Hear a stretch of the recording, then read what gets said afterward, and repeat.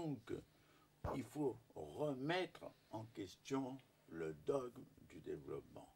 L'idée de développement durable, sustainable development, est une idée qui ne réussit pas à enlever toute la nocivité et toutes les carences de la notion de développement.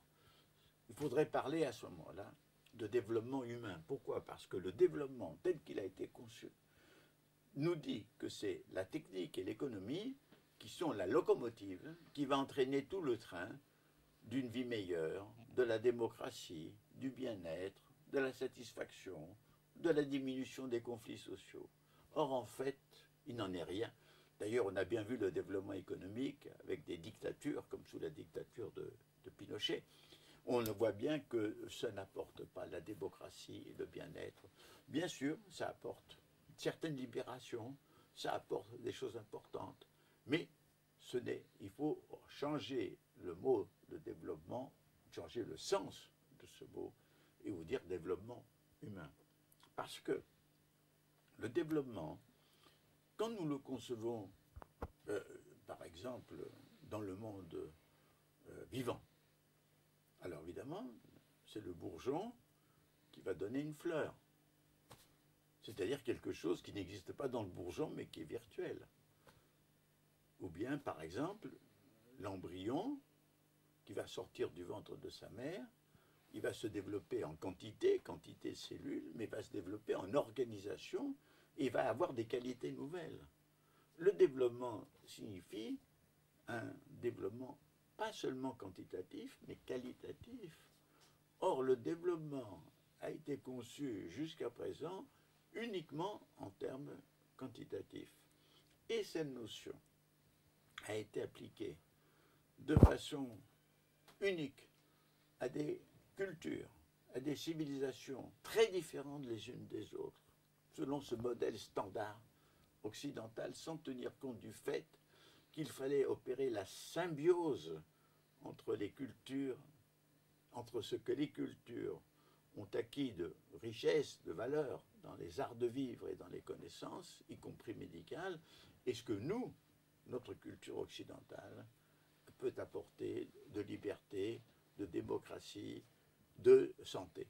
Donc, au lieu de penser toujours à des symbioses, à ce que moi j'appellerais une politique de l'humanité, qui est la symbiose entre les qualités qui existent dans les différentes cultures, on applique de façon grossière et simpliste une seule formule qui ignore les qualités des cultures.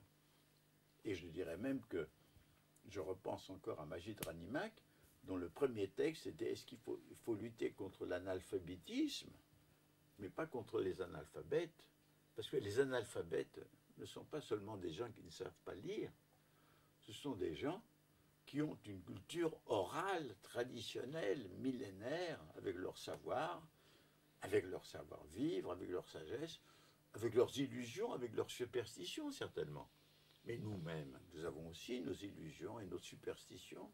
À commencer, on a vécu pendant longtemps l'illusion du progrès comme une loi de l'histoire qui devait se réaliser automatiquement et qui s'est effondrée.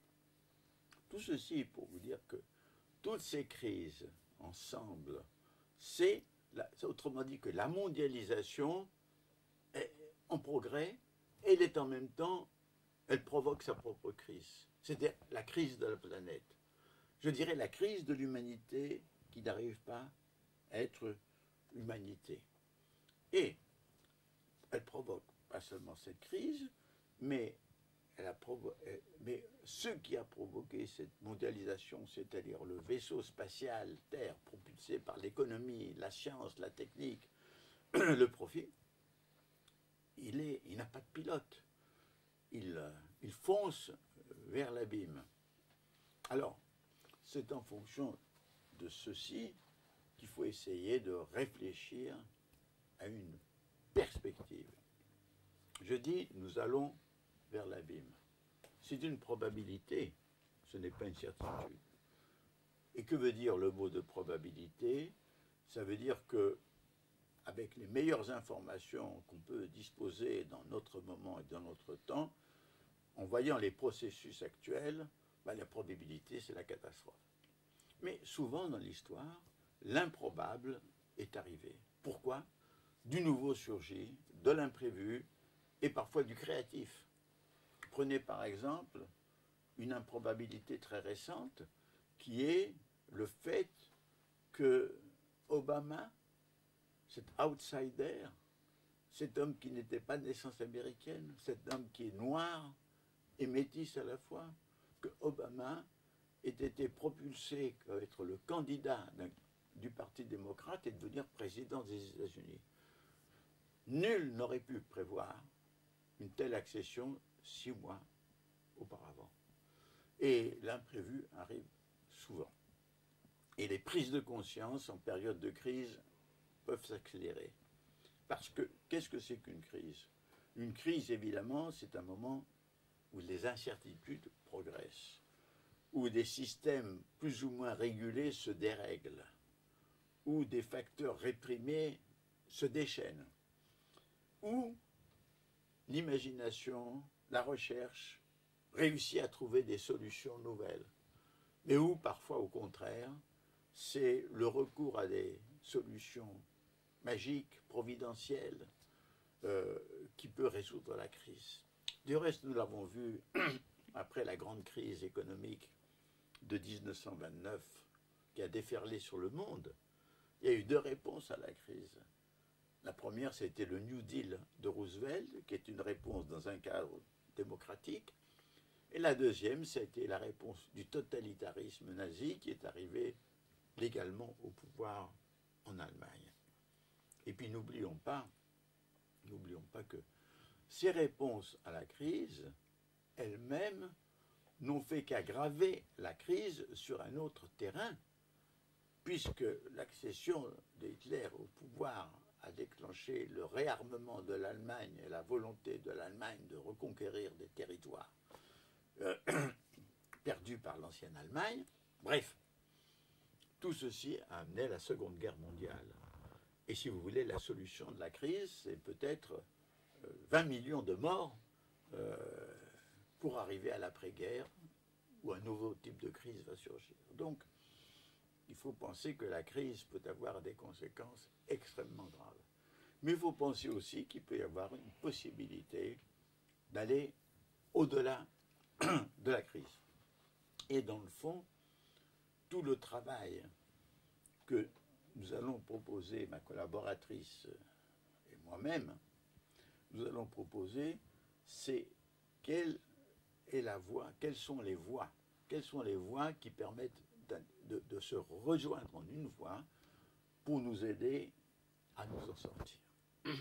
Alors, pour comprendre cela, il faut savoir que quand un système n'est pas capable de traiter ses problèmes vitaux, qui sont en même temps mortels, ou bien ce système se désintègre, ou bien il régresse, ou bien il arrive à secréter, à créer de lui-même un système plus riche, capable de traiter les problèmes, c'est-à-dire un métasystème. Il arrive à créer un métasystème. Et nous ne savons pas. Nous savons que ça peut régresser, qu'on peut revenir à un état de la dislocation de la mondialisation par un retour à différents protectionnismes. Nous pouvons penser que tout ça peut amener à une grande désintégration. Nous pouvons penser peut-être qu'il faut aller vers la métamorphose. Mais alors comment? Alors méta, c'est un mot intéressant, métasystème, parce que ça fait penser à métamorphose. Et le mot métamorphose est un mot très riche. Il est plus riche que même que le mot de révolution, parce que ça veut dire qu'on se transforme. Tout en restant le même, on devient un autre. C'est par exemple la chenille, qui est un animal rampant, qui s'enferme dans une chrysalide, où elle va commencer par se détruire en tant que chenille, détruire son système digestif, sauf son système nerveux, pour se reconstruire de façon tout à fait différente en un insecte ailé. Et au terme de ce processus, effectivement, la chrysalide se déchire et apparaît la libellule ou le papillon, c'est-à-dire la métamorphose. La métamorphose est un phénomène assez fréquent dans le monde animal.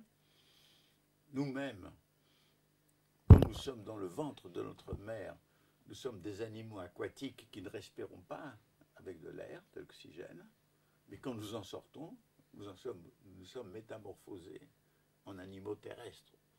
Mais dans l'histoire humaine, il y a eu des métamorphoses, comme le moment où des petites sociétés de chasseurs-ramasseurs qui peuplaient la Terre, en quelques points du globe, se sont réunis, organisés, hiérarchisés, je ne sais comment, pour créer des sociétés de l'histoire, les grandes sociétés avec les villes, les campagnes, l'agriculture, l'armée, la religion, les arts, etc.